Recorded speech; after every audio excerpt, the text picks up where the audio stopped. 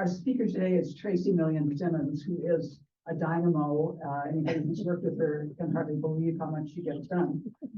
She is a writer with an award-winning writer of novels, and she is she runs Meadowlark Press, which has been going for now since 2014. How long? Since 2014. Since 2014, and she's the interim. We said not. We don't want to use the word director. What's the Manager. word? Manager of the state Kansas Authors Club in a kind of trial year that we've had, where we've had a very minimally paid quarter time, basically, director or a manager who's been keeping us together. She's been doing all of this work gratis before this year, and now she's getting us in more organized and more formalized and doing a great job. So Tracy, I think that's enough probably to introduce you. Thank you, Gretchen. So I am Tracy Million Simmons, and I serve this year as the state president of Kansas Authors Club, as well as the, I think the title officially was transitional manager, which, as Gretchen explained, was a kind of a trial this year to try streamlining all the nitty-gritty details of keeping a nonprofit organization running. Things that surprisingly a lot of writers don't like to do, like bill paying and budgeting and bookkeeping and filing state and federal reports, managing our master membership list and trying to keep that communicated to the different districts. There's just a lot of tedious type details that we were really struggling to get basically volunteers to step up and take these positions. The idea of moving to a paid manager was that we could get someone eventually who would take on these tasks that writers aren't necessarily great at, so that the writers who are volunteering their time could focus more on the creative side and the community building and the fun stuff that should be part of being a member of a club like Kansas Authors Club. So a quick summary for those of you who may have slept since 2021 or maybe just weren't paying attention. Last year, the board, led by a committee that Dwayne Johnson started, which we called the Committee for Restructuring Kansas Authors Club. Dwayne pulled Gretchen Ike, Connie White, Julie Sellers, Elizabeth Lane. Was there anyone else on your committee? So these four came together and met and started really studying the history of Kansas Authors Club and our processes. And they looked quite a bit at the structures of other writing organizations. And through the work this group did, we came up with two major changes. Basically, the first was that we kind of streamlined our bylaws. We stripped them down so that they would be evergreen. The idea that they provide a pretty solid organizational structure for the organization, but all of the details that we're building up in our bylaws that we were adding year after year, which really were more job description type duties, those have been moved to what we call a job handbook, where they can be updated with, technology, and it will be just a more flexible document that won't necessarily require like action of the whole board to get updated. And as part of those transitional bylaws, we call them transitional because we put them in place last year as with the idea that they would be temporary and that we'd have a little more time to study them and work with them. And at the convention next week, we will be introducing the final version of those to the membership to be adopted. As part of that, we created this position of manager, which again is intended to eventually, I think we'd all like it to be a part-time to a full-time position.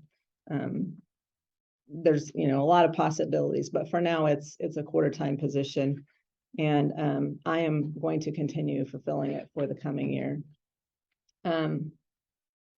The bylaws, both the transitional form and the new ones, you all should have gotten an email after the September board meeting with the proposed bylaws attached, but they all are on the website. And if you have more questions about that after I speak, we can talk about those details if you're interested. When Gretchen asked me early this year if I would give a State of Kansas Authors Club talk, I thought that sounds like a great idea. I'll be a quarter of the way through my term as president, and surely I will have accomplished just all these really cool things that we can talk about. I'm an optimist that way. I tend to focus on the positive, and I'm always I always have more ideas than I can actually execute. But the reality is, when I started thinking about what have I accomplished this year, my spreadsheets are better. Our processes are much more streamlined. And I tried to talk to my husband about it a little bit, and he said, if you sit and talk to those folks about that, they're all just going to nod off and run away. So I will say, I think we've taken some important steps here. A lot of my time has been spent just setting up kind of a single checklist so that I have calendar ticklers telling me when reports are due, and just processes that need to be repeated year after year, things that are boring. And I'm not going to waste time boring you with those. We do have a couple of, I guess, notable things. One of the projects that I thought I would get further on this year is coming up with a way to better document the books that are being published by members.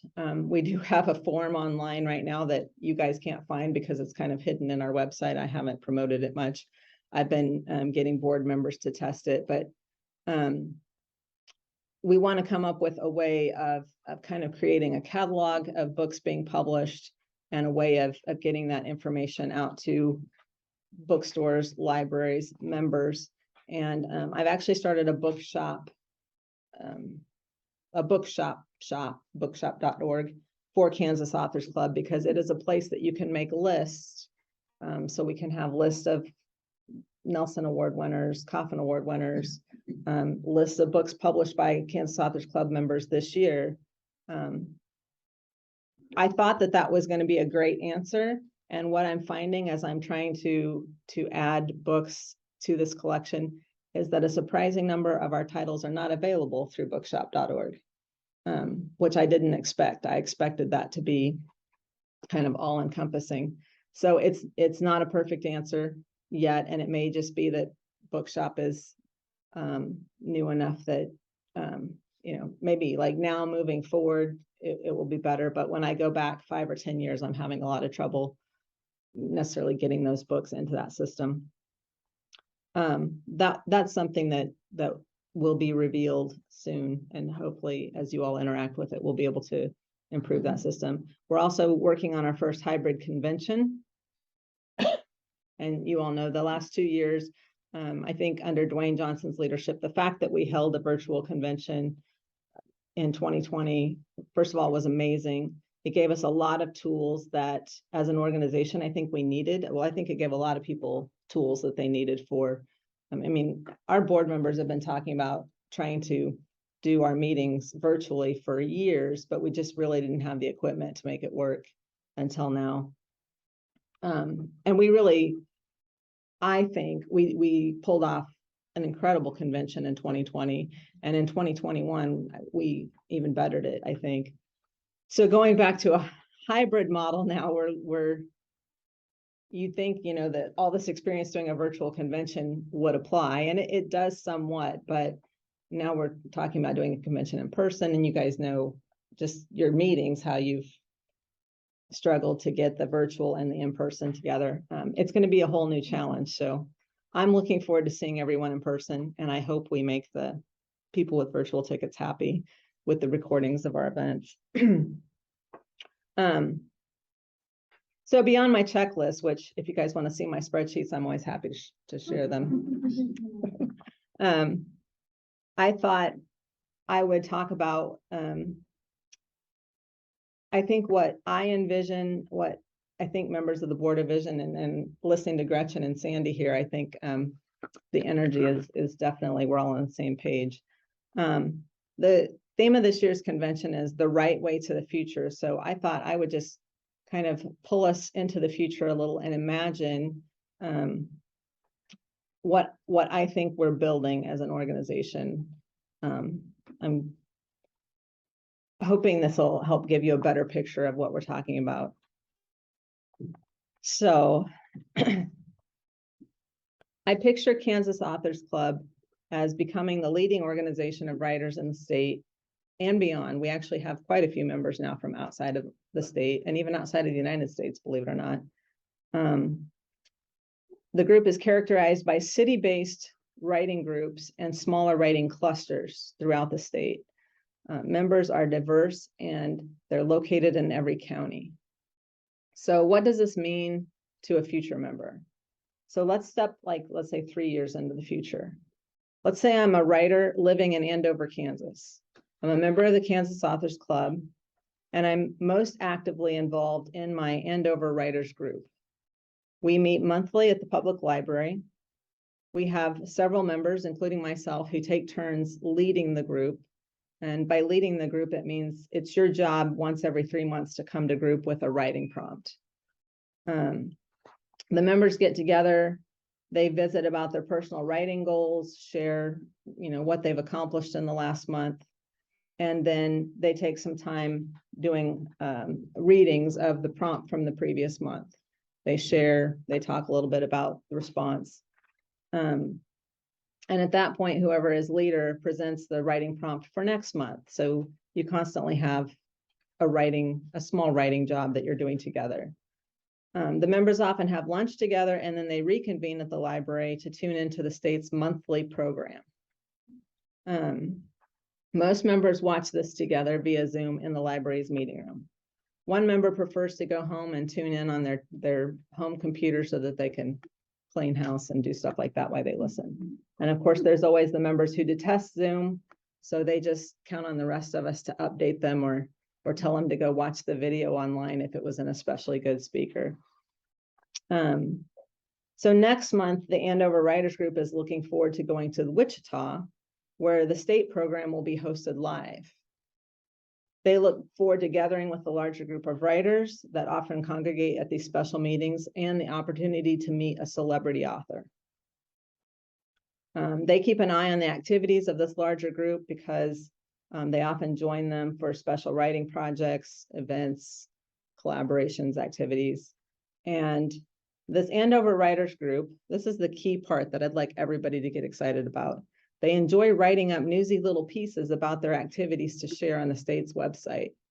So whatever they're doing, they're sharing it and hopefully giving other writing groups ideas of things that can be done.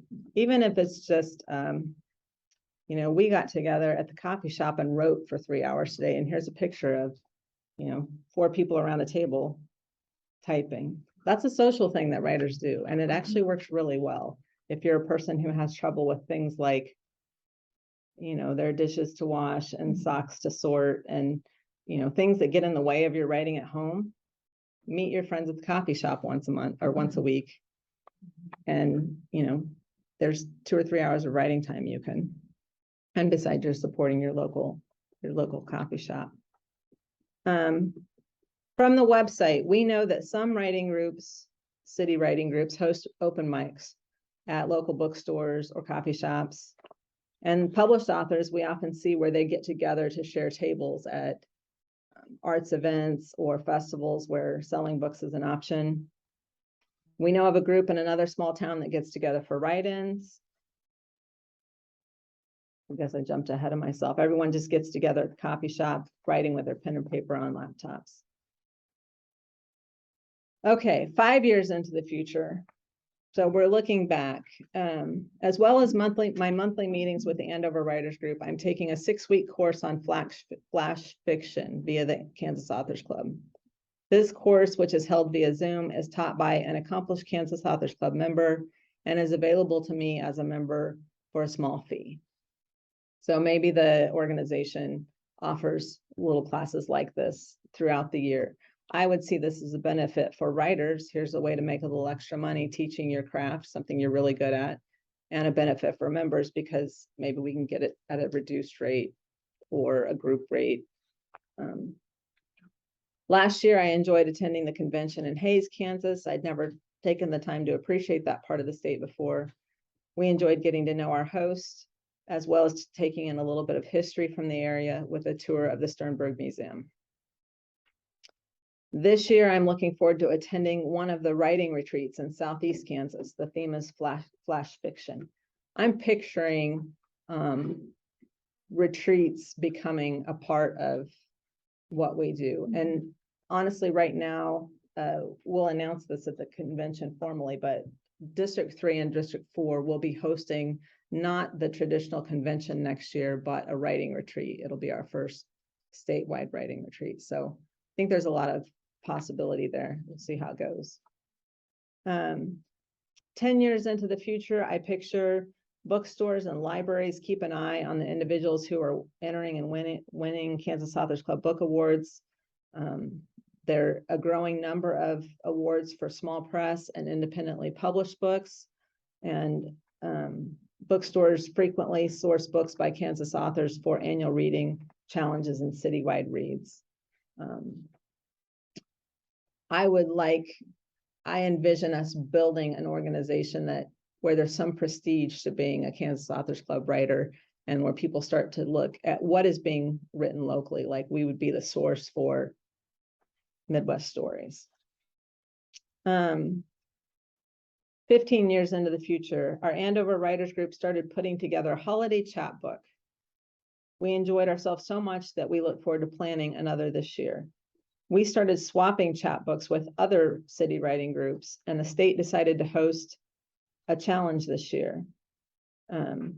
All of the city writing groups would produce a chapbook, and the best of the chapbooks will be compiled and a book published from those selections. So even if only Kansas libraries carry it, this is a fun way to see so many friends and members with their name in print.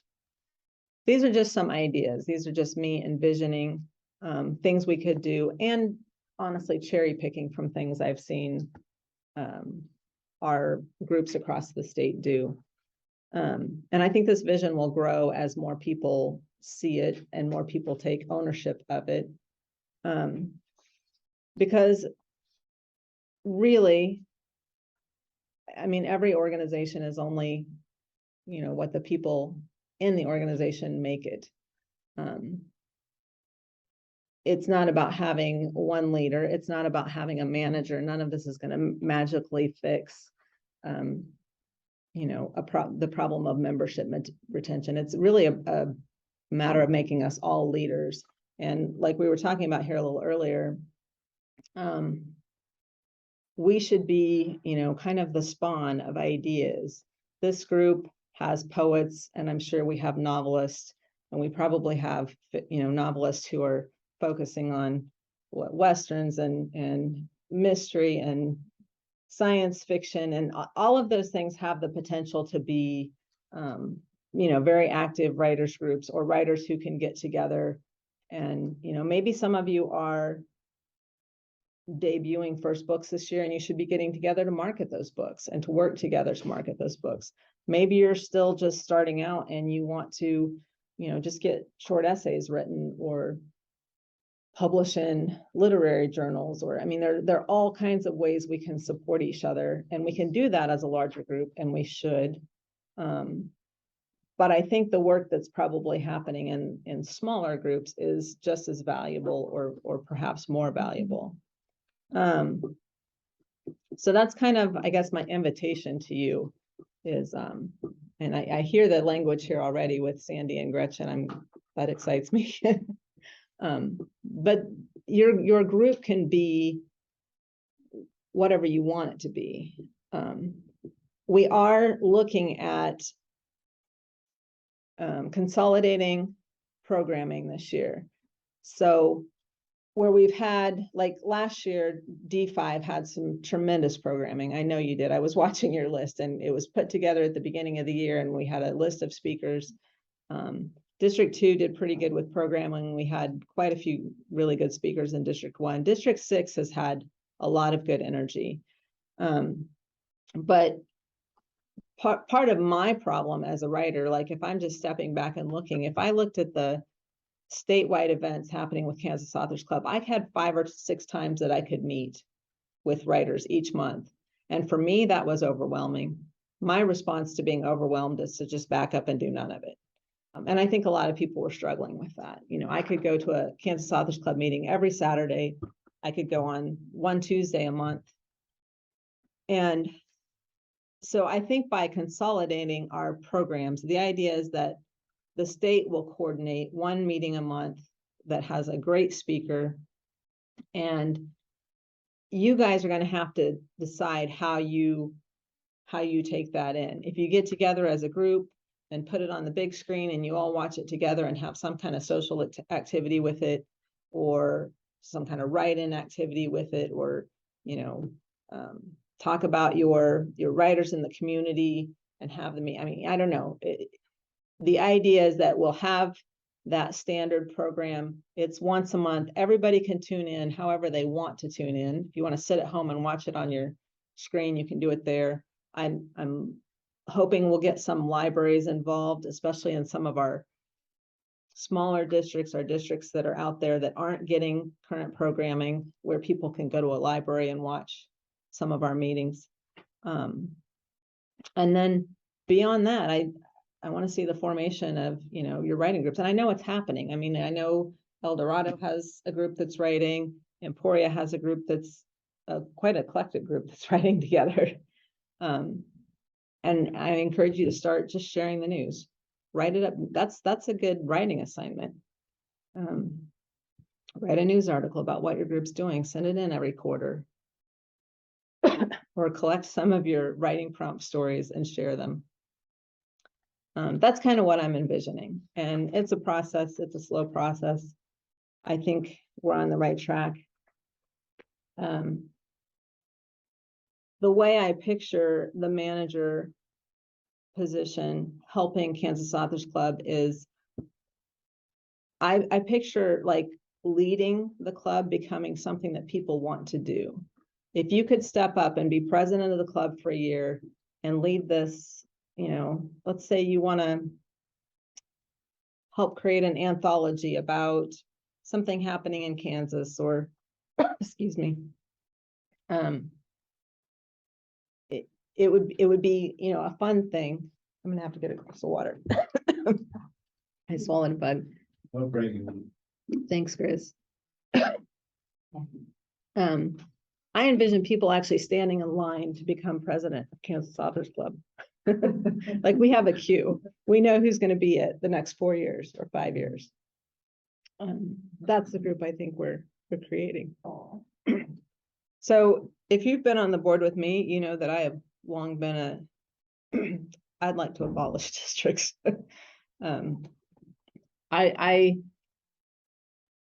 Our current districts don't make sense as far as layout. You know, I'm in Emporia, which is on the edge of District 2, District 1, District 3, and District 4. Honestly, I'm right there where the districts all come together.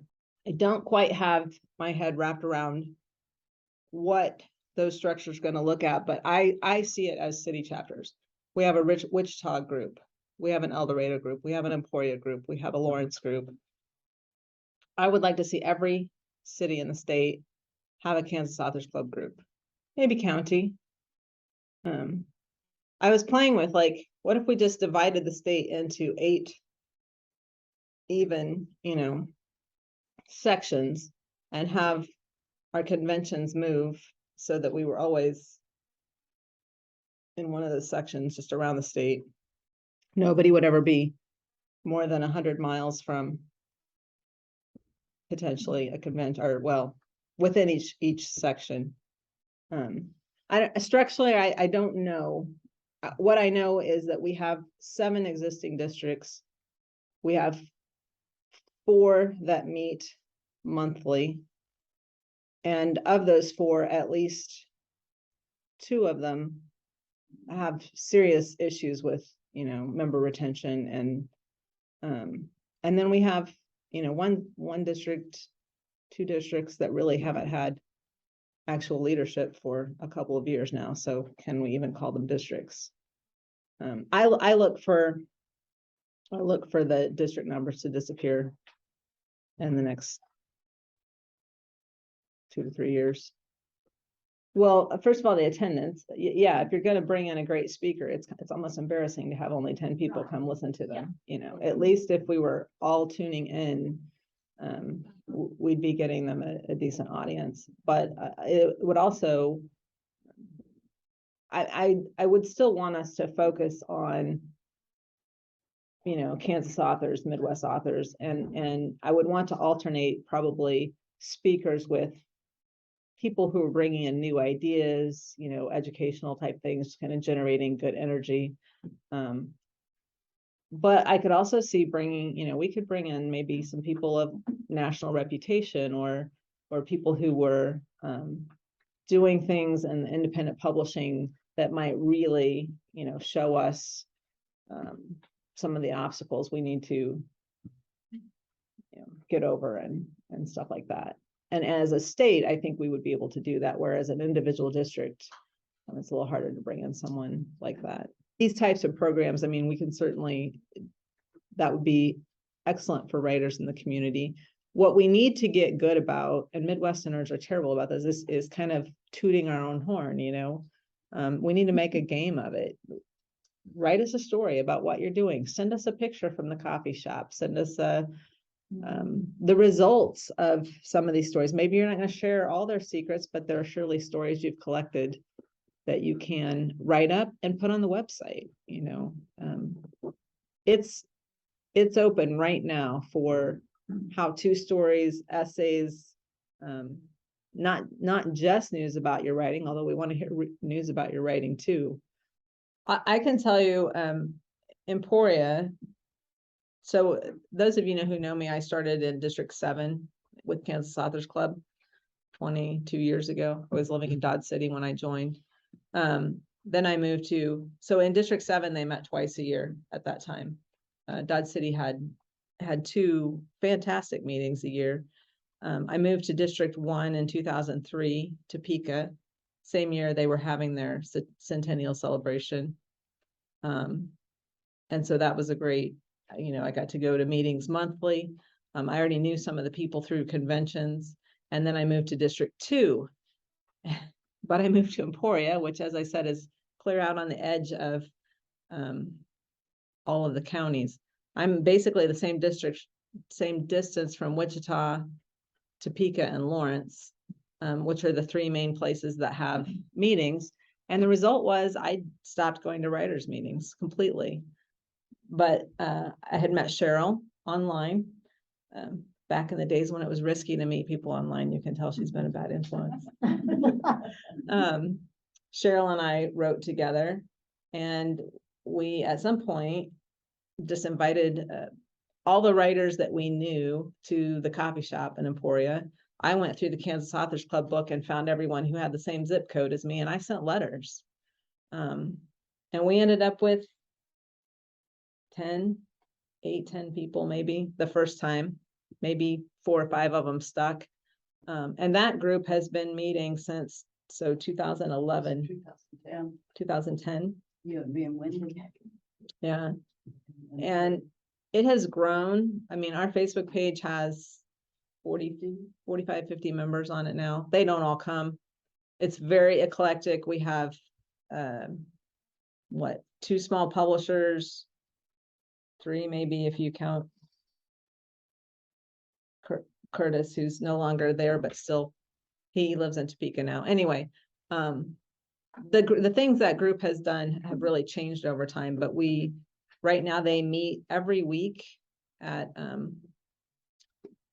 like after work on Wednesdays. They meet at the brewery, usually have supper. I'd say there's probably anywhere from 6 to 12 that meet every week. We stopped meeting every week, and now on alternate weeks we go to the library where we write together. We've done every summer, every spring and fall we do an open mic, but it's an open mic kind of just for us. And it's been with the idea of practicing our speaking, getting up in front of each other, more being, you know, in a safe space where we can tell each other, slow down, or, you know, don't spend 10 minutes explaining your poem before you read your poem. When we started it, I think probably Cheryl and I were the only Kansas Authors Club members in it. And now many of the members are members are, there's not a requirement for membership, but they all get to take advantage of Kansas Authors Club events. And, you know, we invite them once or twice. We've done road trips to come either down here or to Lawrence or Topeka for meetings. One year I invited everyone to Emporia to tour the Gazette, which at that time was, you know, it's family run newspaper. It's still run by William Allen White's family. That was a fascinating tour. We got to, the guy who gave us the tour worked in the Gazette as a kid, sweeping the type off the floor when they were, you know, still putting the paper together that way. And then, so he had grown up basically working in the paper, and he was the current, or he was the retiring website manager for the paper. So it was really, part of it was just lucky timing for us that we got to go through the Gazette with this man who had so much experience from so many different eras. But those types of field trips, I think, would be fun. Let's look at the literary things in our communities and just say, let's have a field trip. Let's all, you know, let's just go and learn about this place together. Part of the problem is that, you know, every, 5 years you're given, you know, here, throw this great giant party, you know.